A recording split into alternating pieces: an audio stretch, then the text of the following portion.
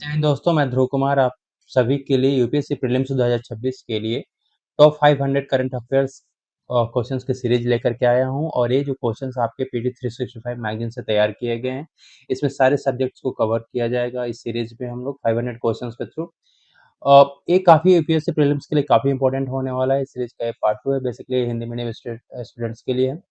ये जो 500 क्वेश्चंस हैं, यदि आपने ऑलरेडी मैगज़ीन पढ़ा हुआ है तो एज ए प्रैक्टिस इन क्वेश्चंस को यूज़ कर सकते हैं, क्योंकि विदाउट प्रैक्टिस आप कितना भी पढ़ लीजिए, लेकिन जब तक आप क्वेश्चंस अटेम्प्ट नहीं करेंगे, प्रैक्टिस नहीं करेंगे, एग्जाम हॉल में गलतियां होती रहेंगी। सो उसको देखते हुए, और ये जो यदि आप पीडीएफ लेना चाहते हैं तो ऑल 500 क्वेश्चंस का पीडीएफ का लिंक नीचे दिया हुआ है। हिंदी और इंग्लिश दोनों में अवेलेबल है, जिसमें आप कंफर्टेबल है उसको ले सकते हैं। सो क्वेश्चंस हम लोग डिस्कस करें यहाँ पे। ये 26 क्वेश्चन है कि 2025 के भौतिकी के नोबेल पुरस्कार और संबंधित खोजों के संदर्भ में यहाँ पे 3 कथन दिए हुए हैं, आपको बताना है कि सही कौन सा है। सो यह पुरस्कार माइक्रोस्कोपिक क्वांटम यांत्रिक टनलिंग की खोज के लिए दिया गया है। ये फर्स्ट स्टेटमेंट है। सेकंड, यह खोज जॉन क्लार्क, माइकल एच डेवरेट और जॉन एम मार्टिनिस के द्वारा की गई थी। इस खोज ने प्रदर्शित किया कि क्वांटम घटनाएं माइक्रोस्कोपिक प्रणाली में भी देखी जा सकती हैं। बताइए, आपने ऑलरेडी पढ़ा हुआ है, आप क्वेश्चन अटेम्प्ट करके देखिए क्या आंसर होगा इसका। सो सही कौन कौन सा है यहाँ पे? पहला और दूसरा है, दूसरा और तीसरा है, पहला और तीसरा है, या पहला दूसरा तीसरा तीनों स्टेटमेंट सही है? बताइए आंसर। आंसर यहाँ पर आपका है तीनों स्टेटमेंट्स आपके सही हैं। तीनों के तीनों स्टेटमेंट्स आपके सही हैं। भौतिकी में नोबेल पुरस्कार 2025 के अनुसार तीनों कथन सही हैं। वैज्ञानिकों ने विद्युत सर्किट में माइक्रोस्कोपिक क्वांटम यांत्रिक टनलिंग और ऊर्जा परिमाणीकरण का प्रदर्शन किया है, और यह साबित करते हुए कि क्वांटम प्रभाव बड़े पैमाने पर भी देखे जा सकते हैं। ठीक है, नेक्स्ट क्वेश्चन। क्वेश्चन शुरू करने से पहले एक रिक्वेस्ट है आपसे कि लगता है कि ऐसे क्वेश्चंस आपके यूपीएससी में क्वेश्चन पूछे जा सकते हैं, तो as as a support please channel को सब्सक्राइब कर दीजिए, वीडियो को लाइक करके अपने दोस्तों के साथ शेयर भी कर दीजिए। नेक्स्ट है यहाँ पे कि क्वांटम टनलिंग की घटना के बारे में निम्नलिखित तत्वों में से कौन सा गलत है, आपको बताना है यहाँ पे। यह एक आश्चर्यजनक घटना है जहाँ एक कण में अवरोध से गुजरने की परिमित संभावना होती है। सेकेंड है यहाँ पे, यह व्यवहार केवल सूक्ष्म स्तर पर होता है। सी है यहाँ पे कि रेडियोधर्मी क्षय इसका एक उदाहरण है। और 2025 के नोबेल पुरस्कार प्रयोगों ने माइक्रोस्कोपिक प्रणाली में इसके अवलोकन का प्रदर्शन किया है। ठीक है, तो ये 4 दिए हुए ऑप्शंस, आपको इसमें बताना है गलत कौन सा है क्वांटम टनलिंग से रिलेटेड। सो आंसर यहाँ पर आपका है बी। आंसर यहाँ पे बी आपका गलत है। क्वांटम टनलिंग में कहा गया है कि अजीब व्यवहार केवल सूक्ष्म स्तर पर होता है, लेकिन नोबेल 2025 के नोबेल पुरस्कार ने प्रदर्शित किया है कि इसे माइक्रोस्कोपिक प्रणाली में भी देखा जा सकता है, जैसा कथन डी में बताया गया। अन्य सभी कथन यहाँ पे सही है। नेक्स्ट, क्वांटम कुंजी वितरण। क्वांटम कुंजी वितरण क्यूकेडी के लाभों के संबंध में अब निम्नलिखित कथनों पर विचार कीजिए। यह समझौता किए गए उपकरणों के साथ भी सुरक्षित कुंजी विनिमय सुनिश्चित सुनिश्चित करता है। यह बिना किसी लागत वाली फाइबर ऑप्टिक्स के काम करता है, जो कठिन इलाकों के लिए उपयुक्त है। इसमें ताक झांक का पता लगाना संभव नहीं है, क्योंकि अवरोधन से क्वांटम अवस्थाएं परेशान नहीं होती। ठीक है, सो आपको सही बताना है यहाँ पे क्वांटम कुंजी वितरण से संबंधित केवल एक और दो, दो और तीन, और एक दो तीन। बताइए सही क्या आंसर होगा? सही आंसर है आपका यहाँ पर केवल एक और दो सही है। तीन क्यों गलत है? क्यूकेडी में अवरोधन का पता चलता है, क्योंकि अवरोधन क्वांटम अवस्थाओं को परेशान करता है, जिसमें घुसपैठ का पता चलता है। नेक्स्ट क्वेश्चन है आपका, भारत में क्वांटम प्रौद्योगिकी के विकास के संदर्भ में, भारत में क्वांटम प्रौद्योगिकी के विकास के संदर्भ में निम्नलिखित तथ्यों पर विचार कीजिए। न्यू लैब्स स्टार्टअप ने राष्ट्रीय क्वांटम मिशन के तहत 500 किलोमीटर से अधिक फैले क्यूकेडी नेटवर्क का सफलतापूर्वक प्रदर्शन किया है। QPIAI स्टार्टअप ने विश्व क्वांटम दिवस के अवसर पर 25 qubit superconducting quantum computer QAI index launch किया। ये पहले केवल निजी वित्त पोषित के माध्यम से की गई हैं। सही बताना है। केवल एक और दो, दो और तीन, एक और तीन और तीनों सही है।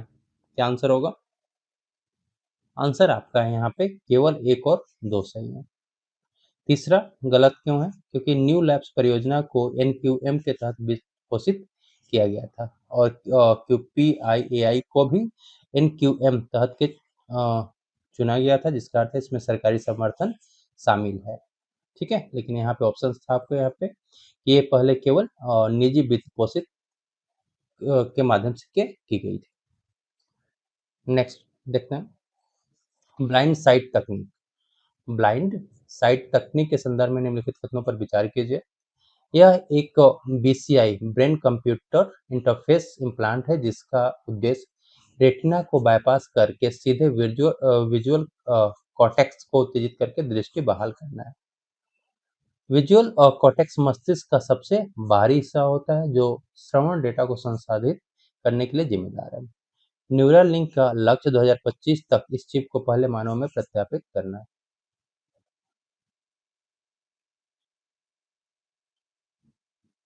ठीक है। सही क्या है इसमें से? यहाँ पे लगता है 2026 होगा। केवल एक और दो, एक और तीन, दो और तीन, एक दो तीन। बताइए आंसर क्या होगा? आंसर है आपका यहाँ पे एक और तीन सही है। कथन एक और तीन सही है। कथन दो, क्योंकि विजुअल कॉर्टेक्स मस्तिष्क का वह क्षेत्र है जो रेटिना से प्राप्त दृश्य डेटा या विजुअल डेटा को संशोधित करने के लिए जिम्मेदार है, न कि श्रवण डेटा को। ठीक है, इसलिए सेकेंड आपका गलत है। नेक्स्ट बात करें यहाँ पे 3D प्रिंटिंग के अनुप्रयोगों के संदर्भ में निम्नलिखित कथनों पर विचार करें। इसका उपयोग उपभोक्ता उत्पादों और औद्योगिक उत्पादों के निर्माण में किया जाता है। यह उन्नत सेवा में कस्टम प्रोस्थेटिक्स, कृत्रिम अंग और बायो प्रिंटिंग अंगों को बनाने में मदद करता है। इसका उपयोग फोरेंसिक विज्ञान में अपराध स्थल के पुनर्निर्माण के लिए किया जा सकता है। सही बताना है यहाँ पे तीनों कथन में से। केवल एक, दो और तीन, एक और तीन और तीनों। आंसर यहाँ पे तीनों के तीनों कथन आपके सही हैं। 3D प्रिंटिंग के अनुप्रयोगों में मैन्युफैक्चरिंग, विनिर्माण, उन्नत स्वास्थ्य सेवा, एडवांस्ड हेल्थ केयर और फोरेंसिक शामिल है। 4D प्रिंटिंग, 4D प्रिंटिंग से संबंधित है। यहाँ पे कौन सा कथन सबसे सटीक है? यह 3D प्रिंटिंग का एक रूप है जो मुद्रित वस्तुओं की गति को नियंत्रित करने के लिए कृत्रिम बुद्धिमत्ता का उपयोग करता है। यह 3D प्रिंटिंग में टाइम, समय के आयाम को जोड़कर विकसित हुआ है और जिससे पर्यावरण उत्तेजनाओं जैसे गर्मी, प्रकाश, नमी के जवाब में आकार या कार्य बदल सकती है। यह एक तकनीक है जो 3D प्रिंटिंग की तुलना में 4 गुना तेजी से वस्तुओं का निर्माण करती है।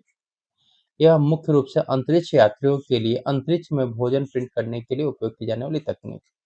आपको बताना है फोल्डिंग 4D जो प्रिंटिंग है उससे रिलेटेड स्टेटमेंट्स कौन सा सही है? आंसर है आपका बी। आंसर यहाँ पर बी करेक्ट है। 4D प्रिंटिंग जो है 3D प्रिंटिंग से विकसित हुई है जिसमें स्वयं समय का आयाम को जोड़ा गया है। मुद्रित वस्तुएं गर्मी, प्रकाश और नमी जैसे पर्यावरण उत्तेजनाओं के जवाब में आकार और कार्य बदल सकती है। ठीक है। स्टेबल कॉइन्स के बारे में, स्थिर सिक्कों के बारे में यहाँ पे एक साथ बड़ी मात्रा में इसका निकासी या मास विथड्रॉल का जोखिम होता है। इसमें उच्च मांग के मामले में तरलता प्रदान करने के लिए तेजी से विस्तार करने में असमर्थता होती है और मनी लॉन्ड्रिंग का जोखिम होता है, धन शोधन का जोखिम होता है। कौन सा सही है आपको बताना। केवल एक, एक और दो, दो और तीन या एक दो तीन। आंसर है आपका ऑल थ्री आर करेक्ट। तीनों के तीनों सही हैं। ठीक है। क्रिप्टो करेंसी के विनिमयन से संबंधित है, क्रिप्टो करेंसी के विनिमयन से संबंधित है। भारत में वर्तमान में भारत में क्रिप्टो एसेट्स पूरी तरह से विनियमित है, ये पहला कथन है। वित्त अधिनियम 2022 के माध्यम से सरकार ने वर्चुअल डिजिटल एसेट के हस्तांतरण के लिए एक व्यापक कराधान व्यवस्था लागू की है। आयकर अधिनियम 1961 के तहत वीडीए, जो वर्चुअल डिजिटल एसेट की बिक्री होने से प्राप्त पूंजीगत लाभ पर 30% का कर लगाया जाता है। तीनों में से बताना है कि सही कौन सा है। पहला और दूसरा, दूसरा तीसरा, पहला और तीसरा, या तीनों सही है। आंसर है आपको दूसरा और तीसरा सही है, दूसरा और तीसरा सही है। लेकिन कथन एक गलत है, क्योंकि वर्तमान में भारत में क्रिप्टो एसेट अनियमित है। ठीक है। Next, central bank digital currency, central bank digital currency को स्थिर सिक्कों पर क्यों प्राथमिकता दी जानी चाहिए? सीबीडीटी को और सीबीडीसी को सीबीडीसी को संप्रभु समर्थन सोवरेन बैकिंग प्राप्त है, यानी उन्हें सरकार द्वारा कानूनी निविदा या लीगल टेंडर के रूप में स्वीकार किया जाता है। सेकेंड स्टेटमेंट कि सीबीडीसी एक विनियमित ढांचे के भीतर काम करते हैं सर, जबकि स्थिर सिक्कों में अक्सर नियामक निरीक्षण की कमी होती है। सीबीडीसी क्रॉस बॉर्डर भुगतान दक्षता को सरल और गति दे सकते हैं। स्विफ्ट जैसे मध्यस्थों पर निर्भरता कम कर सकते हैं। सही बताना है यहाँ पे केवल एक, दो, एक और दो, दो और तीन, या एक, दो, तीन, कौन कौन से सही हैं? बताइए आंसर। आंसर आपका तीनों के तीनों यहाँ पे स्टेटमेंट सही है। हाल ही में पता चला GW 221123 गुरुत्वाकर्षण तरंग घटना दो न्यूट्रॉन तारों के विलय से संबंधित थी। लिगो, वर्गो एंड कागरा वेधशालाओं का LVK नेटवर्क इस घटना को पता लगाने में शामिल था। गुरुत्वाकर्षण तरंगें प्रकाश की गति से यात्रा करती हैं। ये तीन स्टेटमेंट्स दिए हुए, सही बताना है। पहला दूसरा, दूसरा तीसरा, पहला तीसरा और तीनों। यहाँ पर आपके केवल दो और तीन आपके सही है। ठीक है। बात करें फर्स्ट गलत क्यों है, क्योंकि GW 221123 जो घटना है दो असाधारण रूप से बड़े ब्लैक होल के विलय से संबंधित है। ठीक है, न कि न्यूट्रॉन तारों के विलय से, इसलिए पहला गलत है। डिटेक्शन LVK नेटवर्क द्वारा किया गया था, जिसमें अमेरिका में, ठीक है, इसमें बेसिकली अमेरिका में लिगो, इटली में वर्गो और जापान में कागरा डिटेक्टर शामिल किए गए थे। गुरुत्वाकर्षण तरंगों को आइंस्टाइन के समान सापेक्षता सिद्धांत में भविष्यवाणी की गई थी कि वे प्रकाश की गति से यात्रा करती हैं। ठीक है, तो यहाँ पे स्टेटमेंट्स। नेक्स्ट बात करें यहाँ पे न्यूट्रिनो से संबंधित है। न्यूट्रिनो उप परमाणु कण है जिनका कोई विद्युत आवेश नहीं होता है। वे ब्रह्मांड में फोटोन के बाद दूसरे सबसे प्रचुर मात्रा में पाए जाने वाले कण हैं। न्यूट्रिनो का पता लगाना आसान है, क्योंकि वे मजबूत परमाणु बल के साथ परस्पर क्रिया करते हैं। तो यहाँ पर आपके तीन स्टेटमेंट्स, मतलब तीन कथन दिए हुए हैं।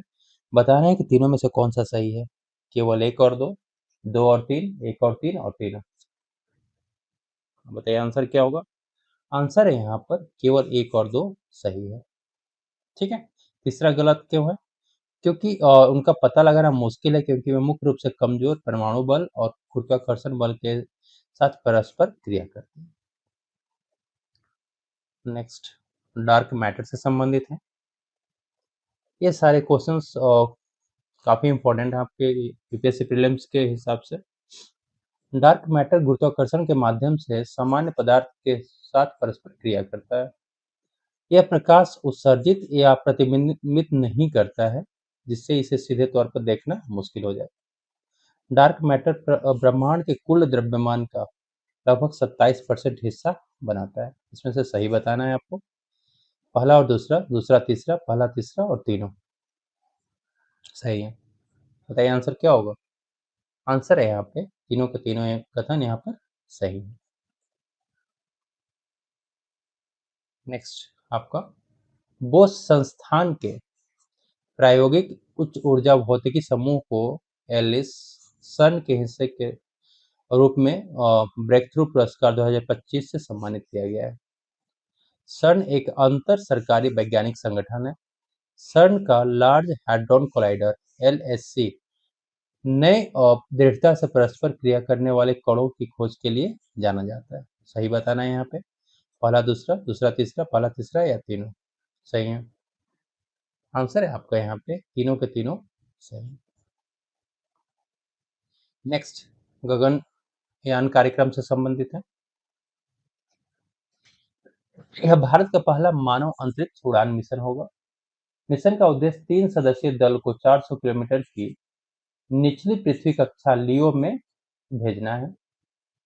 व्योम मित्र व्योम मित्र एक पूर्ण मानव रहित फुली अनमैन्ड महिला रोबोट है।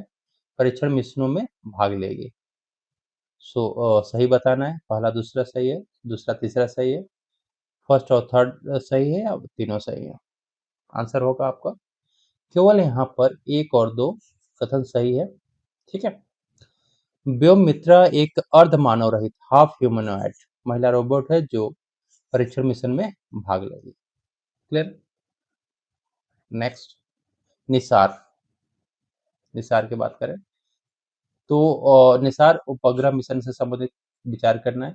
यह विश्व का पहला पृथ्वी अवलोकन उपग्रह है जो एक ही प्लेटफॉर्म पर एल बैंड और S band synthetic aperture radar सार को एकत्रित करता है।